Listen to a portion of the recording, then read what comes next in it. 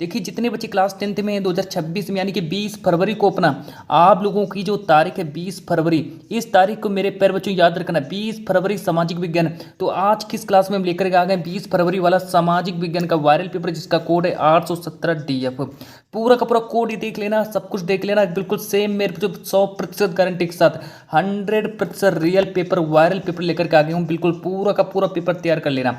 ये है हमारा 2026 का एक सामाजिक विज्ञान का वायरल पेपर। अच्छा देखो, मैं अगर बात करूं आप लोगों के पेपर के बारे में तो मैं आप लोगों को पूरा का पूरा पेपर सॉल्यूशन के साथ लेकर के आ गया हूं। एक भी प्रश्न को नहीं छोड़ूंगा, क्योंकि ये जो पेपर है आप लोगों का वायरल पेपर है और 100% आप लोगों का 2026 यानी कि 20 फरवरी को यही वाला पेपर आप लोगों का पूछा जाएगा। तो चलिए पूरा पेपर मैं आप लोगों को सॉल्यूशन भी कराऊंगा और आप लोगों को क्या करना, अपना कोड को देख लेना। 817 DF का कोड है। पेपर देने जरा अपना कोड देख लेना, कहिए 817 DF का पेपर है। तो सबसे पहले मैं आप लोगों को आगे ले चलता हूँ। यहाँ पर देखो मैं आप लोगों को मैं आगे ले चलता हूँ। यहाँ पर देखो मेरा दिया है पूर्णांक, हमारा 70 नंबर का पूर्णांक है और हमारा समय दिया है समय 3 घंटे 15 मिनट। मेरे पैर बच्चों 100% रियल पेपर मिल चुका है। आप लोग पूरा का पूरा पेपर तैयार करके चले जाना। ये देखो नोट दिया है, यहाँ पर लिखा नोट, और नोट में देखो क्या लिखा है कि प्रारंभ के 15 मिनट परीक्षार्थियों को प्रश्न पत्र पढ़ने के लिए निर्धारित है। यानी कि जो शुरुआती की जो 15 मिनट होती है, पेपर देने जाओगे आप लोगों को जब एग्जाम सेंटर में, जब आप लोगों को ये वाला पेपर दिया जाएगा, ये जो पेपर मैं सॉल्व करा रहा हूँ, ये पेपर जब आप लोगों को दिया जाएगा तो आप लोगों से कहा जाएगा कि यहाँ पर नोट करके दिया गया कि प्रारंभ के 15 मिनट परीक्षार्थियों को प्रश्न पत्र पढ़ने के लिए निर्धारित है। यानी कि शुरुआती के 15 मिनट आप लोगों को पेपर को पढ़ना है। अच्छा निर्देश पढ़ लो। यहाँ पर देखो निर्देश में देखो क्या कह रहा है, निर्देश में कह रहा है कि सभी प्रश्न करना अनिवार्य है। मतलब कि इस पेपर के जितने भी प्रश्न आप लोगों को सारे के सारे प्रश्नों का उत्तर देना है, एक भी प्रश्न का उत्तर नहीं छोड़ना है। मतलब सभी प्रश्नों को उत्तर करने अनिवार्य है। एक भी प्रश्न देखो, चाहे चाहे ऑब्जेक्टिव प्रश्न हो, फिर चाहे लॉन्ग वाला प्रश्न हो, सभी के सभी प्रश्नों का उत्तर आप लोगों को लिखना है। अच्छा यह प्रश्न पत्र 2 खंडों में विभाजित होगा, खंड आ तथा खंड बा में। यह जो मेरा प्रश्न पत्र है 2 खंडों में विभाजित होने वाला है, मतलब खंड आ और खंड बा में। अच्छा फिर आगे अगर हम बात करते हैं निर्देश नंबर 3 कि खंड आ में एक अंक के 20 बहुविकल्पी प्रश्न हैं। मतलब कि जो आप लोगों का जो खंड आ जो रहने वाला है उसमें 20 बहुविकल्पी प्रश्नों को रखा गया है। इसके बाद फिर मैं पेपर को और ऊपर ले चलता हूँ। अच्छा पेपर आप लोगों का रियल पेपर है, जारी हो चुका है पेपर, और आप लोग इस पेपर को जरूर तैयार करो। इस पेपर के जितने भी प्रश्न हैं सबको तैयार करके चले जाओ, है ना। 100% रियल पेपर है। आप देखो यहाँ पर बात करते हैं, इसके पूरा का पूरा निर्देश पढ़ लेते हैं कि खंड आ में एक अंक के 20 बहुविकल्पी प्रश्न हैं जिनका उत्तर आप लोगों को OMR सीट पर लिखना है। अच्छा फिर आगे देखो बात करते हैं कि OMR सीट पर उत्तर अंकित किए जाने के पश्चात उसे काटे नहीं। मतलब कि जैसे ही आप लोग क्या करना है कि OMR सीट जब आप लोगों को 2026 20 फरवरी को जब आप लोगों को OMR सीट दी जाए तो उसमें आप लोगों को क्या करना है कि उसमें उत्तर देने के पश्चात उसको काटना नहीं, उसमें इरेजर का प्रयोग नहीं करना है। कई बच्चे क्या करते हैं उसमें इरेजर का प्रयोग कर देते हैं, इसके कारण उनके नंबर भी काट लिए जाते हैं। ऐसी गलती आप लोगों को नहीं करनी है। अच्छा फिर मैं आप लोगों को और आगे देखो समझाने वाला हूँ, पूरा का पूरा पेपर समझाऊंगा, एक भी प्रश्न नहीं छोड़ूंगा, सब कुछ आप लोगों को 70 में 70 नंबर पक्का हो जाएगा इस क्लास को देखने के बाद। आप देखो यहाँ पर आगे बात करते हैं कि OMR सीट उत्तर अंकित किए जाने के पश्चात उसे काटे नहीं तथा इरेजर अथवा व्हाइटनर का आदि प्रयोग ना करें। मतलब इसमें आप लोगों को क्या करना है कि व्हाइटनर का प्रयोग बिल्कुल भी नहीं करना, व्हाइटनर और व्हाइटनर का प्रयोग नहीं करना है ना। तो व्हाइटनर का प्रयोग नहीं करना। अच्छा आगे देखो कि खंड बा में 50 अंक का है, मतलब खंड बा जो 50 अंक का रहने वाला है, इसमें 2 प्रकार के प्रश्न हैं। अच्छा वर्णात्मक 1 तथा वर्णात्मक 2। मानचित्र संबंधी 2 प्रश्न है, प्रश्न संख्या 29, प्रश्न नंबर 29 का खा। तो इस तरीके से आप लोगों का पेपर बनने वाला है। पूरा का पूरा निर्देश मैंने आप लोगों को पढ़ करके सुना दिया है। बिल्कुल सेम जैसा आप लोग यहाँ पर देख रहे हैं, बिल्कुल सेम ऐसा ही आप लोगों को 20 फरवरी को देखने को मिलेगा। पूरा रियल पेपर है मेरे पर बच्चों, एक भी प्रश्न नहीं छूटने वाला है ना। 100% गारंटी के साथ फंसेगा, यही वाला पेपर आएगा। आप लोगों को तैयार करके जाना है पेपर पूरा। प्रत्येक प्रश्न के लिए निर्धारित अंक उसके सम्मुख अंकित कर दिए गए। मतलब कि इस पेपर के जितने भी प्रश्न होंगे और उसके आगे, है ना, उसके आगे उसका 1 अंक दिया होगा। जो प्रश्न 1 नंबर का होगा उसके आगे 1 नंबर दिया होगा। जो प्रश्न 4 नंबर का होगा उसके आगे 4 नंबर दिया होगा। जो प्रश्न 6 नंबर का होगा उसके आगे 6 नंबर लिखा होगा। तो इस तरीके से इस प्रश्न का कहने का मतलब है कि प्रत्येक प्रश्न के निर्धारित अंक उसके सम्मुख अंकित कर दिए गए। अब आगे देखो बात करते हैं कि दिए गए मानचित्र को प्रश्न पत्र से पढ़कर उन पर अंकित कीजिए तथा मानचित्र को उत्तर पुस्तिका के साथ मजबूती से संलग्न करना है। मतलब कि जब आप लोगों को जो मानचित्र दिया जाए, देखो मानचित्र जो होगा आप लोगों को वहीं पर ही दिया जाएगा जहाँ पर आप लोगों का एग्जाम सेंटर होगा। तो एग्जाम सेंटर में ही आप लोगों को मानचित्र दिया जाएगा और वहाँ पर आप लोगों से कहा जाएगा कि इस मानचित्र में जब आप लोग इस मानचित्र में सारे के सारे प्रश्नों को भर, जब आप लोग इस मानचित्र में अपना मानचित्र वाला कार्य जब पूरा कर दोगे, अच्छा इसमें जब आप लोगों को अपना मानचित्र वाला कार्य पूरा कर दोगे, ये पूरा कार्य करने के बाद फिर आप लोगों से कहा जाएगा कि जो आप लोगों को जो मानचित्र जो होगा उसको उत्तर पुस्तिका में सही से संलग्न करके आप लोगों को लगा देना है, ताकि और उस पर आप लोग चाहें तो स्टेज पर पंच का प्रयोग करके उसको सही से बांध देना। अब देखो यहाँ पर VI यहाँ पर देखो नेक्स्ट कह रहा है कि दृष्टिबाधित परीक्षार्थियों के लिए मानचित्रकार के स्थान पर अलग से प्रश्न दिए गए। इतना पूरा समझ लीजिए। अब यहाँ से मैं आप लोगों का पेपर स्टार्ट कर रहा हूँ। ये है मेरा पेपर, पूरा वायरल पेपर है। अब मैं इसको सॉल्यूशन के साथ लेकर के आ गया हूँ। अब मैं सॉल्व कराऊंगा पेपर। यहाँ से देखो, यहाँ पर लिखा है खंड आ बहुविकल्पीय प्रश्न। खंड आ बहुविकल्पीय प्रश्न लिखा है, मतलब कि ये आप लोगों का 20 नंबर का ऑब्जेक्टिव प्रश्न पूछा जाएगा। तो 20 नंबर आप लोग अपने ये पक्के कर लो पूरे।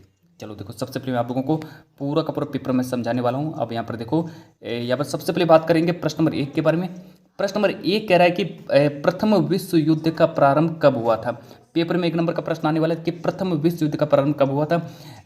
वर्ष ऑप्शन नंबर ए दिया वर्ष 1914, ऑप्शन नंबर बी दिया 1939, ऑप्शन नंबर सी दिया 1919 और ऑप्शन नंबर डी दिया 1942। पूरा का पूरा पेपर मेरे पर जो पूरा तैयार करके चले जाना है ना। मेरी गारंटी आप लोगों से कि आप लोग इस पेपर को पूरा तैयार करके अपने सामाजिक विज्ञान में 70 में 70 नंबर लाओगे। एक भी नंबर आप लोगों का नहीं कटने वाला है, पूरा का पूरा नंबर आप लोगों का बनने वाला है इस क्लास को पूरा देखने के बाद। अब देखो, हमारा 1 नंबर का प्रश्न है कि प्रथम विश्व युद्ध का प्रारंभ कब हुआ था। 1 नंबर का बनने वाला, तो ये इसका हमारा राइट आंसर हो जाएगा।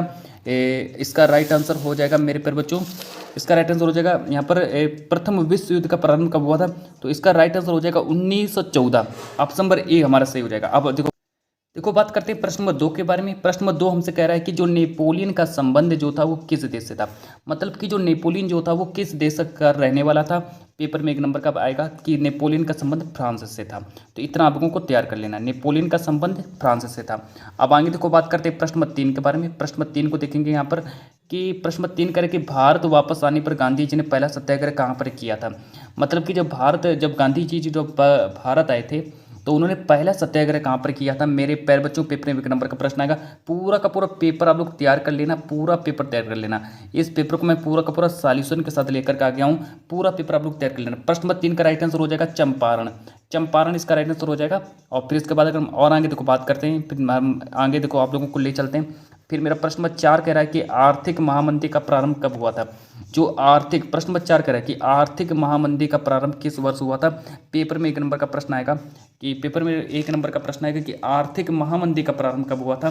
देखो, इसका राइट आंसर हो जाएगा 1929। 1929 हमारा राइट आंसर हो जाएगा। फिर अगर हम आगे बात करते हैं कि प्रश्न नंबर 5 के बारे में। प्रश्न नंबर 5 हमसे कह रहे हैं कि भारत में सर्वप्रथम कपास मिल कहाँ स्थापित हुई। पेपर में देखो 1 ही नंबर का आएगा। पूरा पेपर मैं मेरे पैर बच्चों में लेकर के आ गया हूँ। सॉल्यूशन भी कराऊंगा, आप लोगों को एक एक प्रश्न का उत्तर बताऊंगा, एक भी प्रश्न को नहीं छोड़ूंगा। आप लोगों को ऐसे पढ़ाऊंगा कि जैसे आप लोग जब एग्जाम सेंटर में जब बैठोगे ना, तो एक भी प्रश्न आप लोग नहीं छोड़ोगे। सारे के सारे प्रश्नों का उत्तर आप लोग दे दोगे, इतनी मेरी गारंटी है। 100% आप लोग एक भी प्रश्न का उत्तर नहीं छोड़ोगे, पूरा पूरा नंबर आप लोग लाओगे। अच्छा, प्रश्न नंबर 5 का देखो, भारत में सर्वप्रथम कपास मिल कहाँ स्थापित हुई थी। 1 नंबर का आएगा। इसका राइट आंसर हो जाएगा बॉम्बे, है ना। ऑप्शन नंबर सी हमारा सही हो जाएगा। अब प्रश्न नंबर 6 के बारे में बात करते हैं कि भारत में वन भूमि का प्रतिशत कितना है। भारत में वन भूमि का प्रतिशत कितना है, 1 नंबर का प्रश्न आएगा। तो इसका राइट आंसर हो जाएगा ऑप्शन नंबर सी को सही करेंगे। अच्छा, ऑप्शन नंबर सी को सही करने के बाद फिर मैं आप लोगों को और आगे ले चलता हूँ प्रश्न नंबर 7 के बारे में। प्रश्न नंबर 7 को देखेंगे कि भारत की सर्वाधिक उपजाऊ मृदा कौन सी है। ये भी हमारा 1 ही नंबर का आएगा। तो भारत की सर्वाधिक उपजाऊ मृदा कौन सी है, ये हमसे पूछा गया है। तो अब इसके हम आंसर के बारे में बात करते हैं। इसका राइट आंसर हो जाएगा जलोढ़ मृदा। तो भारत की सर्वाधिक उपजाऊ मृदा हमारी जलोढ़ मृदा हो जाएगी। तो इसको तैयार कर लीजिए। अब प्रश्न नंबर 8 देखो कि कपास की खेती के लिए कौन सी मिट्टी उपयुक्त है। मतलब कपास की खेती के लिए सबसे अच्छी मिट्टी कौन सी मानी जाती है। तो मेरे प्यारे बच्चों, इसका राइट आंसर हो जाएगा काली मृदा। काली मृदा जो होती है कपास की खेती के लिए सबसे अच्छी मानी जाती है। आप लोगों को काली मृदा को ही सही करना है। आप देखो, बात करते हैं प्रश्न नंबर 9 के बारे में कि भारत में आजीविका का प्रमुख स्रोत क्या है। ये भी 1 ही नंबर का आएगा। पूरा पेपर सॉल्यूशन के साथ लेकर के आ गया हूँ, पूरा पेपर सॉल्व कराऊंगा और इसका हमारा राइट आंसर हो जाएगा कृषि। तो भारत में आजीविका का प्रश्न नंबर 9 का राइट आंसर कृषि हो जाएगा, है ना। तो आप लोगों को मैं फिर और आगे ले चलता हूँ प्रश्न नंबर 10 की ओर। प्रश्न नंबर 10 की ओर मैं आप लोगों को ले चलता हूँ। प्रश्न नंबर 10 देखो यहाँ पर कह रहा है कि निम्न में से कौन सा धात्विक खनिज है। पेपर में 1 नंबर का ये भी आएगा कि धात्विक खनिज कौन सा है ना। आप देखो यहाँ पर कह रहे हैं कि निम्न में से धात्विक खनिज कौन सा है। तो प्रश्न नंबर 10 है हमारा। अब इसका ए ऑप्शन दिया अभ्रक, ऑप्शन नंबर बी दिया है हीरा, ऑप्शन नंबर सी दिया है तांबा और ऑप्शन नंबर डी दिया है चूना पत्थर। लेकिन इसका राइट आंसर क्या हो जाएगा, इसका राइट आंसर हो जाएगा तांबा। तो आप लोगों को तांबा को याद रखना है। अब देखो प्रश्न नंबर 11 कह रहा है कि श्रीलंका कब स्वतंत्र राष्ट्र बना। श्रीलंका जो है स्वतंत्र राष्ट्र कब बना। तो इसका देखो वर्ष, ऑप्शन नंबर ए दिया वर्ष 1947, ऑप्शन नंबर बी दिया वर्ष 1948, ऑप्शन नंबर सी दिया 1949 और ऑप्शन नंबर डी दिया 1950। ये भी एक ही नंबर का आएगा पेपर में। लेकिन अगर इसके प्रश्न जो मेरा 11 है, प्रश्न नंबर 11 का जो उत्तर हो जाएगा, प्रश्न नंबर 11 का राइट आंसर हो जाएगा 1948, है ना। तो 1948 को सही रखेंगे, 1 नंबर का आप लोगों का आएगा। अब मैं फिर आप लोगों को और आगे ले चलता हूँ। फिर मैं आप लोगों को यहाँ पर स्टार्ट करता हूँ। प्रश्न नंबर 12 के बारे में मैं आप लोगों को बताने वाला हूँ। प्रश्न नंबर 12 करें कि लिखित संविधान भारत में कब लागू हुआ था। पेपर में 1 नंबर का प्रश्न आएगा ये वाला। यहाँ पर कह रहे हैं कि लिखित संविधान भारत में कब लागू हुआ था। 15 अगस्त दिया है, 10 दिसंबर दिया है, 14 अगस्त दिया है, 26 जनवरी दिया है। लेकिन हमको यहाँ पर कौन सा ऑप्शन सही करना है। 26 जनवरी हमारा राइट आंसर हो जाएगा कि लिखित संविधान जो है भारत में 26 जनवरी को लागू हुआ था। तो आप लोगों को 26 जनवरी को सही करना है। अब प्रश्न नंबर 13 देखो कि महात्मा गांधी के अनुसार किस राजनीति से अलग नहीं किया जा सकता है। तो महात्मा गांधी के अनुसार किस राजनीति से अलग नहीं किया जा सकता है। तो किसको हम अलग नहीं कर सकते। महात्मा गांधी के अनुसार किस राजनीति से अलग नहीं किया जा सकता। संविधान दिया, विधि दिया है, राज्य दिया, धर्म दिया। ये हमारे 4 ऑप्शन है। लेकिन प्रश्न नंबर 13 का राइट आंसर हो जाएगा धर्म। धर्म को सही करेंगे। 1 नंबर, सारे एक नंबर वाले प्रश्न है। अब प्रश्न नंबर 14 कह रहा है कि भारतीय राष्ट्रीय कांग्रेस की स्थापना कब हुई थी। देखो ये तो भारतीय राष्ट्रीय कांग्रेस की स्थापना के बारे में अगर हम बात करें तो मेरे प्यारे बच्चों आप लोगों को सही करना है 1885 को सही करना है। ये हमारा 1885 हो जाएगा। फिर मैं आप लोगों को और आगे देखो ले चलता हूँ। प्रश्न नंबर 15 को देखेंगे। प्रश्न नंबर 15 देखो यहाँ पर क्या करें कि वर्तमान में भारत में कितने राष्ट्रीय दल हैं। मतलब कि भारत में कितने राष्ट्रीय दल हैं। पेपर में 1 नंबर का प्रश्न आएगा। तो भारत में अगर हम बात करें कितने राष्ट्रीय दल हैं तो देखो यहाँ पर पूछा है कि भारत में कितने राष्ट्रीय दल हैं।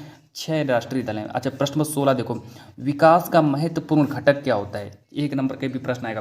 तो विकास का महत्वपूर्ण घटक क्या होता है। तो आप लोगों को याद रखना आय जो होती है ये विकास का महत्वपूर्ण घटक। देखो वैसे तो आप लोगों के 4 ऑप्शन दिए, औसत आय भी दिया, राष्ट्रीय आय भी दिया, उच्च विकास दिया। ये आप लोगों के 4 ऑप्शन है।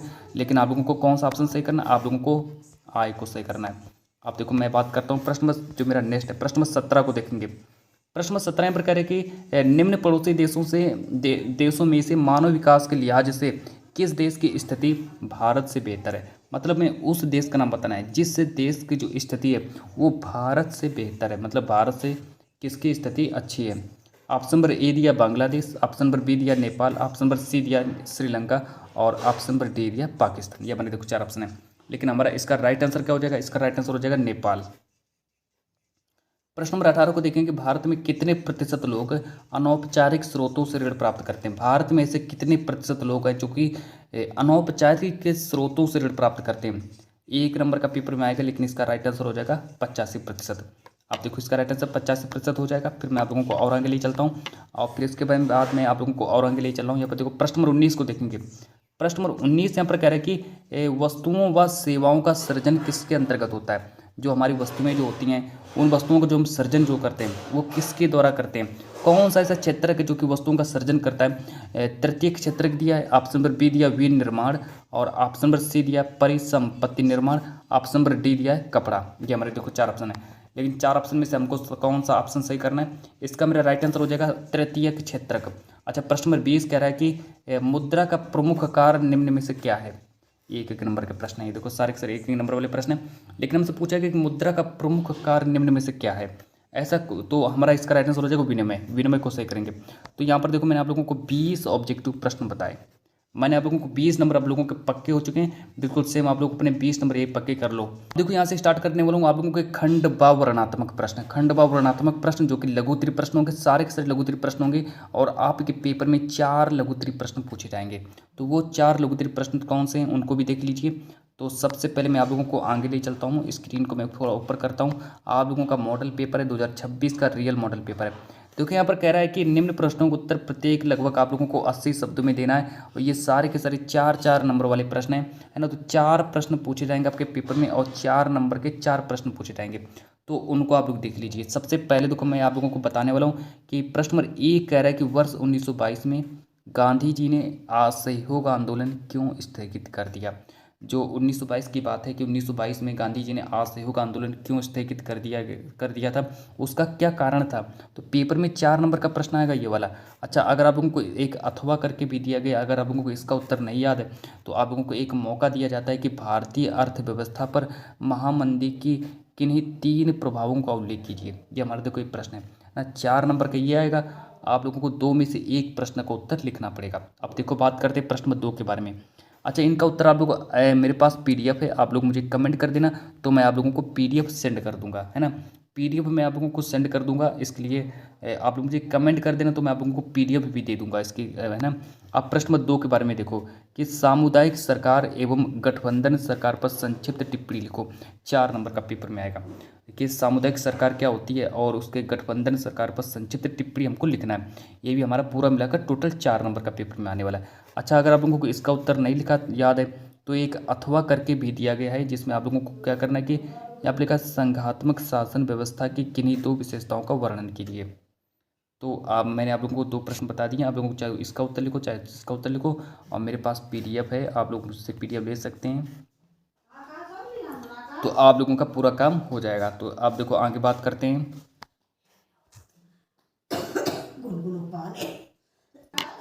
चलो फिर मैं देखो और आगे आप लोगों को ले चलता हूँ। प्रश्न नंबर जो मेरा नेक्स्ट है, और प्रश्न नंबर नेक्स्ट जो प्रश्न नंबर 3 के बारे में मैं आप लोगों को ले चलता हूँ। प्रश्न नंबर 3 की ओर देखो ये, और स्टार्ट करते हैं प्रश्न नंबर 3। अच्छा, प्रश्न नंबर 2 आप लोगों को समझ में आ गया होगा। प्रश्न नंबर 2 कह रहा है कि सामुदायिक सरकार एवं गठबंधन सरकार पर संक्षिप्त टिप्पणी लिखिए। 4 नंबर का आने वाला है, और यहाँ पर लिखा है संघात्मक शासन व्यवस्था की किन्हीं 2 विशेषताओं का वर्णन कीजिए। तो आप देखो ये, आप चाहे तो इसका उत्तर लिख सकते हो चाहे इसका उत्तर लिख सकते हो। आप प्रश्न नंबर नेक्स्ट देखो, प्रश्न नंबर 3 कह रहा है कि विकास से आप क्या समझते हैं। विकास से आप क्या समझते हैं, विभिन्न व्यक्ति एवं विभिन्न लक्ष्य कितने पहलुओं को दर्शाता है। मतलब कि जो विकास से आप क्या समझते हैं, इसके जो विभिन्न व्यक्ति जो होते हैं और विभिन्न लक्ष्य जो होते हैं वो कितने पहलुओं को दर्शाता है। एक अथवा करके दिया गया है और 4 नंबर का पेपर में आने वाला प्रश्न है। आप लोग चाहे तो इसका उत्तर लिख सकते हो या फिर आप लोग इसका भी उत्तर लिख सकते हो कि आर्थिक गतिविधि किसे कहते हैं, आर्थिक गतिविधियों को कितने तरीकों से विभाजित किया जाता है। तो ये देखिए हमारे इतने प्रश्न हो गए, है ना। तो अगर हम इसके और देखो मेरा प्रश्न नंबर नेक्स्ट है, प्रश्न नंबर 4 देखो। प्रश्न नंबर 4 करें कि लोकतंत्र के प्रत्यक्ष एवं अप्रत्यक्ष प्रकारों को संक्षेप में प्रस्तुत कीजिए, है ना। तो 4 नंबर का ये भी आएगा, इतना आप लोग समझ लीजिए। अच्छा, एक अथवा करके भी दिया गया है प्रश्न की उपभोक्ता संरक्षण अधिनियम 1986 पर एक संक्षिप्त टिप्पणी लिखो। तो ये देखिए मैंने आप लोगों को लघु उत्तरीय प्रश्न बताए, ये सारे के सारे लघु उत्तरीय प्रश्न थे। आप लोग इतने ही लघु उत्तरीय प्रश्न तैयार करो और पेपर में देखो यही वाले लघु उत्तरीय प्रश्न पूछे जाएंगे ना, इससे बाहर एक भी लघु उत्तरीय प्रश्न नहीं आएगा आप लोगों का। और फिर इसके बाद अगर हम और आगे बात करें तो यहाँ से स्टार्ट होता है आप लोगों का वर्णनात्मक सेकंड, जिसको हम विस्तृत उत्तरीय प्रश्न कहते हैं। यहाँ पर लिखा है कि निम्न प्रश्नों का उत्तर प्रत्येक लगभग आप लोगों को 150 शब्द में प्रश्नों का उत्तर देना चाहिए। यहाँ पर देखो 4 लघु उत्तरीय प्रश्न पूछे जाएंगे और सभी के सभी 6-6 नंबर वाले प्रश्न होंगे। सारे के सारे प्रश्न देख लो। सबसे पहले मैं आप लोगों को बताने वाला हूँ, यहाँ पर लिखा है कि इटली के एकीकरण में महत्वपूर्ण भूमिका निभाने वाले 3 नेताओं के नाम लिखो। अच्छा, इटली के एकीकरण में महत्वपूर्ण भूमिका निभाने वाले 3 नेताओं के नाम लिखो। तो ये जो प्रश्न है हमारा पेपर में 6 नंबर का प्रश्न पूछा जाएगा कि इटली के एकीकरण में महत्वपूर्ण भूमिका निभाने वाले 3 नेताओं के नाम लिखिए। पेपर में 6 नंबर का आएगा। अब देखो इसमें देखो अथवा करके दिया गया, आप लोग चाहे तो इसका उत्तर लिख सकते हो या फिर एक आप लोगों को मौका भी दिया गया। मौका दिया, कैसा मौका, यहाँ पर लिखा है कि आप लोगों को अगर इसका उत्तर नहीं याद है तो आप लोग इसका भी उत्तर लिख सकते हो कि महात्मा गांधी ने असहयोग आंदोलन कब चलाया था, इसके 2 मुख्य कारण बताइए। अब यहाँ पर देखो आप लोगों को चाहे तो इसका उत्तर लिख सकते हो या फिर इसका उत्तर लिख सकते हो, 2 में से आप लोगों को एक का उत्तर ही लिखना है। अच्छा, फिर मैं आप लोगों को और आगे ले चलता हूँ। अब जो अगला प्रश्न है प्रश्न नंबर 2। प्रश्न नंबर 2 यहाँ पर कह रहा है कि भूक्षरण से आप क्या समझते हैं। भूक्षरण क्या होता है, भूक्षरण से आप क्या समझते हैं, इसे रोकने के लिए कोई 4 उपाय बताइए। पेपर में ये भी 6 नंबर का ही आएगा। और यहाँ पर फिर देखो एक अथवा करके दिया गया है, अथवा वाला देख लो। अथवा करके दिया गया है कि अथवा वाला देख लो, यहाँ पर अथवा करके दिया गया है कि यहाँ पर ये अथवा करके दिया गया जातिवाद क्या है और भारतीय समाज में जातिवाद अन्य समाज की तुलना में किस प्रकार भिन्न है, किस प्रकार भिन्न है। तो यहाँ पर ये भी हमारा 6 नंबर का ही आएगा। अब एक अथवा करके दिया गया है, अथवा वाला देख लो, यहाँ पर अथवा करके दिया गया है कि अथवा वाले देख लो प्रश्न की राजनीतिक दलों का क्या तात्पर्य है, लोकतंत्र में राजनीतिक दलों की विभिन्न भूमिकाओं की विवेचना कीजिए। ये हमारा देखो इसका अथवा वाला प्रश्न हो गया, ये भी हमारा 6 नंबर का ही आएगा। अब आगे देखो, आगे बात करते हैं प्रश्न जो मेरा 4 है, और प्रश्न 4 देखो, प्रश्न 4 करें कि वैश्वीकरण को संभव बनाने वाले कारकों का वर्णन कीजिए। ये भी हमारा 6 नंबर का आएगा। उपभोक्ता के किन्हीं 3 अधिकारों का वर्णन कीजिए। तो इतना हमारा हो गया। अब ये देखो हमारा अब यहाँ से मेरा स्टार्ट होता है, मानचित्र वाले प्रश्न हमारे यहाँ से स्टार्ट हो जाते हैं। मानचित्र संबंधी प्रश्न हमारे यहाँ से स्टार्ट होते हैं। तो मानचित्र वाले प्रश्न देख लो कि प्रश्न संख्या 9A तथा 9B जो है मानचित्र से संबंधित हैं। तो आप लोग सारे के सारे मानचित्र वाले प्रश्न भी देख लीजिए।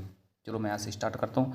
तो सबसे पहले अगर हम बात करें आप लोगों के मानचित्र के बारे में, तो हिस्ट्री से आप लोगों के पेपर में 5 प्रश्न हिस्ट्री से भी पूछे जाएंगे। यहाँ पर लिखा 9A कह रहा है कि निम्नलिखित स्थानों को भारत के दिए गए रेखा मानचित्र में चिन्ह द्वारा नाम सहित दर्शाइए। सही नाम तथा सही अंक देने के लिए आप लोगों को 1/2 प्लस 1/2 अंक निर्धारित है। पहला प्रश्न है कि जलियांवाला बाग हत्याकांड किस स्थान पर हुआ था। प्रश्न 2 कह रहा है कि उत्तर प्रदेश की राजधानी का नाम बताइए। प्रश्न 3 कह रहा है कि नील की खेती करने वाले किसानों ने किस स्थान से आंदोलन प्रारंभ किया। प्रश्न 4 कह रहे हैं प्रसिद्ध स्वर्ण मंदिर कहाँ स्थित है। और प्रश्न 5 कह रहे हैं कि सर्वप्रथम पूर्ण स्वराज के मांग का प्रस्ताव कब पारित हुआ। ये देखिए हमारे 5 प्रश्न, और पाँचों के पाँचों प्रश्न है पेपर में 1-1 नंबर के प्रश्न पूछे जाएंगे, मतलब 5 प्रश्न हिस्ट्री से पूछे जाएंगे। मैंने आप लोगों को बताया कि इतिहास से आपके पेपर में 5 प्रश्न इतिहास से मानचित्र में पूछे जाएंगे, और वो मैंने आप लोगों को 5 प्रश्न बता दिए। पहला प्रश्न है कि जलियांवाला बाग हत्याकांड किस स्थान पर हुआ था। ये भी पेपर में 1 ही नंबर का आएगा। अच्छा, दूसरा प्रश्न है कि उत्तर प्रदेश की राजधानी का नाम बताइए। ये भी पेपर में 1 नंबर का प्रश्न आएगा। तीसरा प्रश्न है कि नील की खेती करने वाले किसानों ने किस स्थान से आंदोलन प्रारंभ किया। ये भी हमारा 1 ही नंबर का आएगा। ये सारे के सारे 1-1 नंबर वाले प्रश्न, इनको आप लोग देख लीजिए। अब देखो मैं आप लोगों को आगे ले चलता हूँ प्रश्न संख्या 9B की ओर। अच्छा, यहाँ पर कुछ ऐसे चिन्ह वाले प्रश्न हैं, जैसे कि लिखा है 9B लिखा है कि निम्नलिखित भारत के मानचित्र में संबंधित निम्नलिखित को दर्शाइए। पहला का चावल उत्पादक राज्य जो है इस प्रकार के गोले द्वारा चिन्ह द्वारा नाम सहित हमको दर्शाना है। अब प्रश्न 2 कह रहा है कि गुजरात की राजधानी जिसको हमें इस प्रकार के चिन्ह द्वारा नाम सहित दर्शाना है। अब प्रश्न 3 कह रहा है कि बाक्साइट उत्पादन का एक क्षेत्र उसको हमें इस प्रकार के चिन्ह द्वारा नाम सहित दर्शाना है। प्रश्न 4 कह रही है कि कपास उत्पादन का एक क्षेत्र चिन्ह द्वारा नाम से दर्शाइए। और प्रश्न नंबर 5 करें कि डल झील को चिन्ह और नाम से दर्शाइए। ये देखिए हमने आप लोगों को बताया 2026 यानी कि जो आप लोगों को जो 20 फरवरी को जो आप लोगों को जो सामाजिक विज्ञान का जो पेपर पूछा जाएगा, वो मैंने आप लोगों को पूरा पेपर सॉल्यूशन के साथ बताया। तो अब मैं आज की इस क्लास को इतना ही रखता हूँ। पूरा का पूरा पेपर ये वाला तैयार करके चले जाना, 100% रियल एकदम यही पेपर आएगा।